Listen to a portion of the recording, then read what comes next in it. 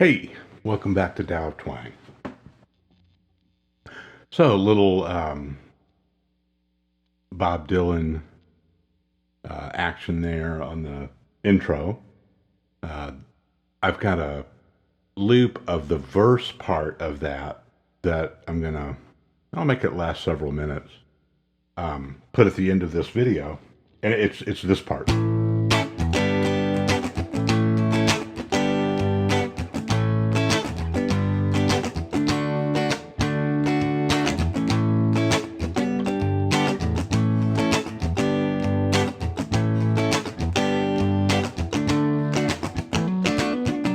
Right. So it's just loops like that. Now that's a great example because we're still on our Mixolydian stuff here. In that improvising that I was doing in the intro, there was also a lot of just major pentatonic stuff, like that kind of thing. That bear with this. That pattern, that kind of stuff.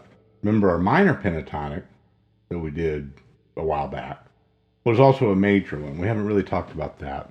Maybe you're familiar with it already, though. But for today, just so you don't look at that intro and go, that doesn't even look like a Mixolydian scale, so I don't know what this guy's talking. Bear with me. We're gonna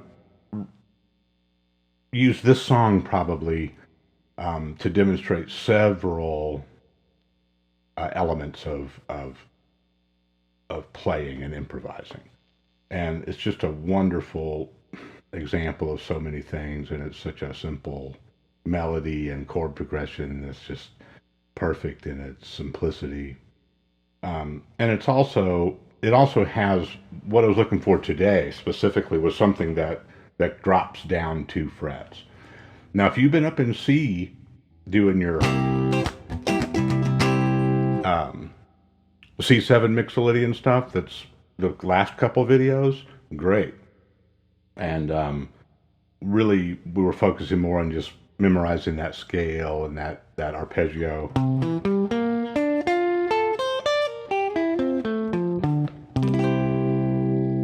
If you don't recognize that, you might want to go back and watch that C7 Mixolydian video on this channel. Now, that was all in C. So there's your root note C. Well, here's your root note A. So since it's on the same string, we can just move that pattern down here.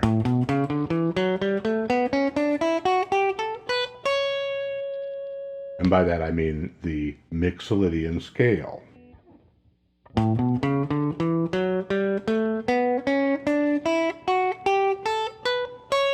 Let's slow that down a little bit. Sorry, I'm trying to get in the habit of not saying something and then just flying through it like that.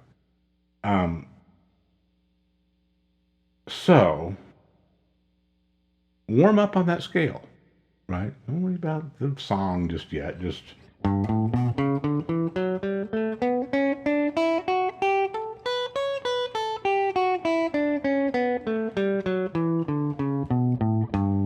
now, hopefully, notice I dropped down now. The root is still A.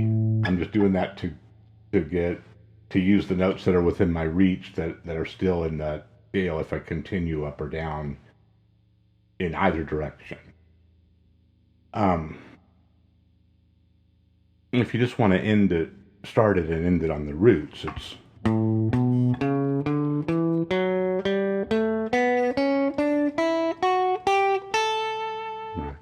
maybe that makes more sense for somebody to start with. Just keep it within that frame, right? Now, hopefully, if you're getting a little familiar with that, getting that under your fingers a little bit, and getting that muscle memory going, you're able to do a little back and forth and let yourself go a little bit.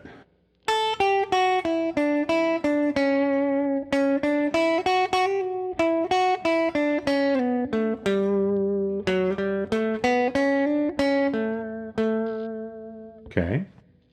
So, this song, this pattern, this 3-chord thing, it's really almost a 2-chord. Just those two.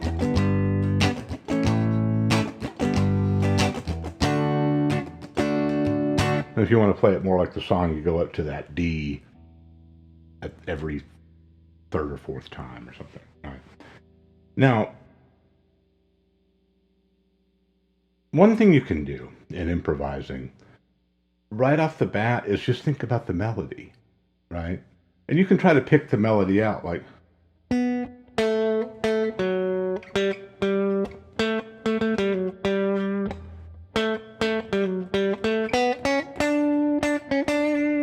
right? Now, those aren't really the notes that exactly that he's singing in that song, but that's okay. It's kind of the cool part about it. You can get the feeling of the melody but start to move around using more notes. Here's what I mean by that. So we're going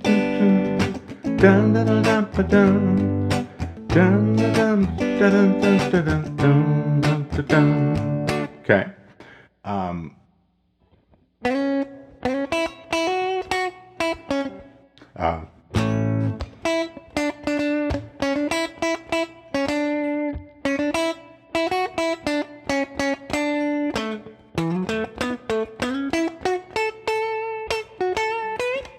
Okay, now you can almost just start. I kind of bounced around there for a second, like, I wasn't really feeling that.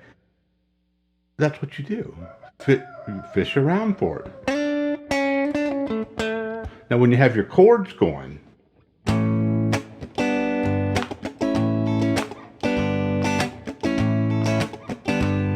right, it's a lot easier to get your ear to adhere to that. So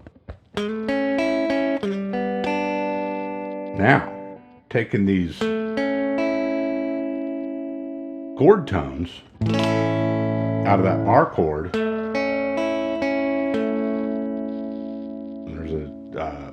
the chords here are A and G, back and forth, and then the D every however many times around, if you want to do that. Stick with the A and the G for now. Well, one thing you can do is separate out some of those notes right away.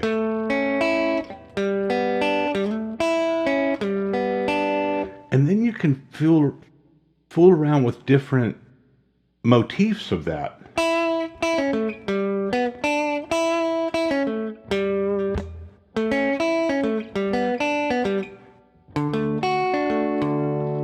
Okay, and that's almost that's a riff, right? So.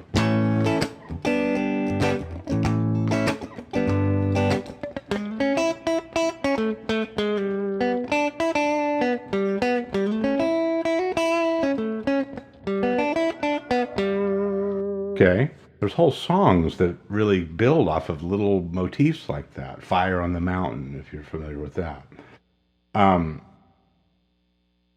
So invest in those little things that seem like they're really simple, but really settle into that. Then you want to do something that feels natural to you.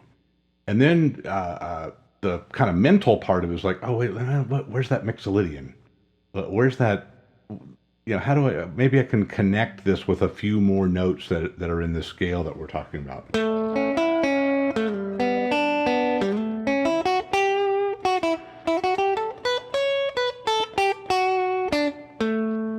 Well, wait a minute. Okay, well, now all of a sudden, I'm starting to see the notes that are in this scale, in these chords, rather, that are also showing up in this scale.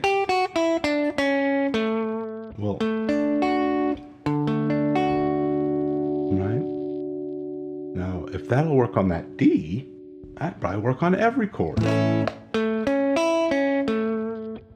Right?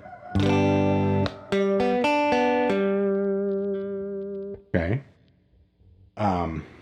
I don't know if y'all can hear that. I feel like we should switch over to Little Red Rooster or something, except that's a large, not red rooster right outside the window right here. But hopefully that makes sense. Play around, slow it down, use the backing track, but also, stop the backing track from time to time and really work on getting centered in your own understanding of this.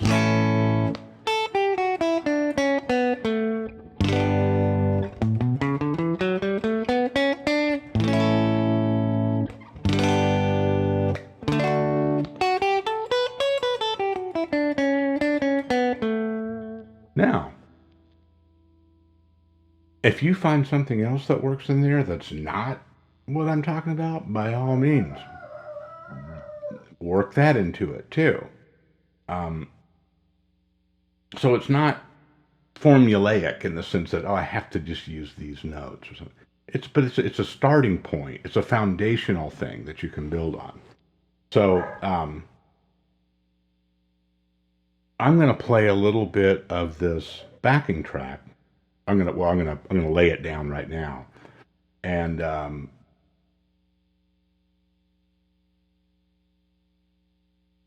play over it. I'm just going to do it with just guitar, and then at the end, there's a more produced version of it. Okay, please leave questions in the comment section. Subscribe if you haven't already, and let other musicians, guitarists that you know, or just music lovers, let them know about Dao Twang. Thank you.